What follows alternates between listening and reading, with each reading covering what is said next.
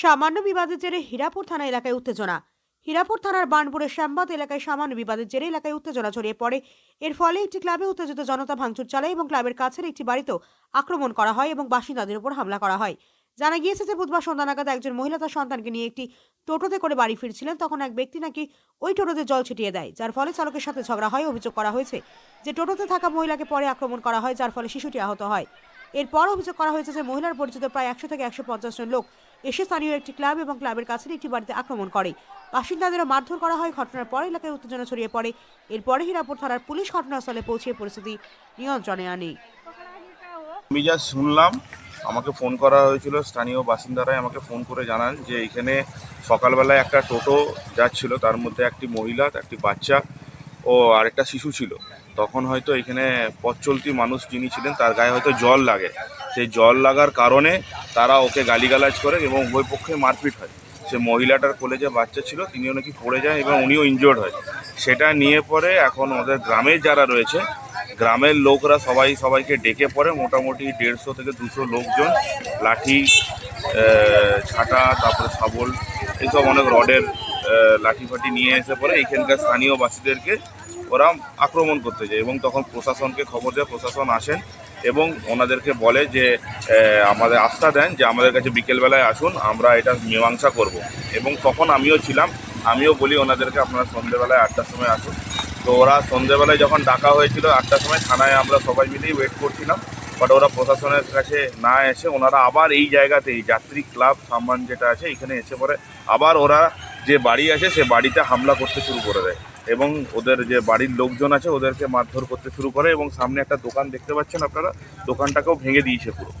তো ওনাদেরকে এটাই বলা এবং প্রশাসনের উপর আস্থা রাখতে যে কিছু না কিছু মীমাংসা হবে এবং 4 জন অ্যারেস্টও হয়েছে। প্রশাসন ওনাদেরকে মধ্যে 4 জনকে অ্যারেস্টও করেছে।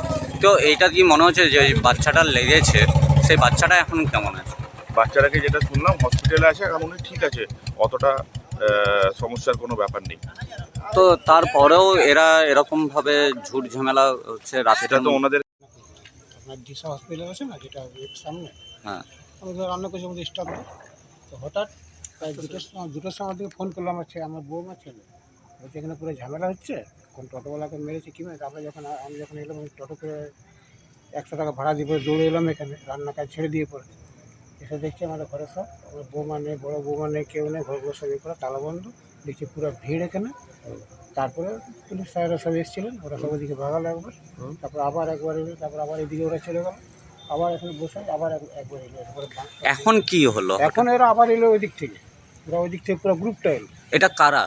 তো কী করে জানবো, ওই দিক থেকে আসছে সব, আমরা কী করে জানবো তারা? তো টাকার লোক আছে। আপনার বাড়িতেও কি এরকমভাবে মানে? ব্যাপার হচ্ছে ক্লাবটা আমার বাড়ি লাগাও আছে, এই যে ক্লাবটা, এই বাড়িটা আমার, ক্লাবটা ওরা এখানে করেছে। ওই যে ক্লাবটা তোমাদের, আমাদের নয়, আমরা এখানে বাড়িতে থাকি। ক্লাবটা আছে, ঠিক আছে, ক্লাব আছে, ক্লাব মাঠ আছে, কিন্তু আমাদের তো বাড়ি এখানে। আমার বৌমা আছে, দুটো বৌমা আছে, ছেলে বাচ্চা না, এরা আছে। ওই সব সালা এখানে সালা ক্লাবের লোক, ক্লাবের পাশে থাকি, তো ক্লাবের লোক আর পাড়ার লোক একসঙ্গে আছি আমরা, এইটাই বাস এইটুকু। তারপরে আপনার ঘরের উপরে হামলা করেছে? হ্যাঁ, আমার ঘরের উপরে করেনি, ক্লাবটা পুরো ভেঙে যাবে, এখানে মেরেছে 2-4 ইটা। তারপরে দুটো বাঁশ দিয়ে এখানে মারলো, এখন বাঁশ এখনো পড়ে আছে। তারপর আমি যখন দৌড়ে দিয়ে গেলাম, তারপরে ওরা আবার সার এলো, এরপরে দিকে তাড়িয়ে দিয়ে গেল, মানে ওদিকে নিয়ে গেল। কি নাম আপনার? কি সূত্রপাত? আপনার নাম কি? আমার নাম মন্টু দাস। সকালে যে ঘটনা শুরু হয় সেটা কি বিষয়? আমি এসে শুনলাম যে কোনো টোটোওয়ালার সঙ্গে এদের বসা হয়ে গেছে, টোটোওয়ালাকে এরা মেরেছে, যেটুকু শুনলাম ক্লাবের ছেলে, যেটা আমরা শুনলাম এসে। মানে আমি এসেছি এখানে 2:30টার পর, আমরা রান্না করছিলাম সবাই পার্কে, আমি রান্নার কাজ। এটা কটা ঘটনা? ঘটনাটা বিষয়ে একটা ডেটটা হ্যাঁ, দেখে ঠিক আছে। আমাদের ঘরে কেউ বেরোতে পারছে না, কিছু না, ঘরে আসছে।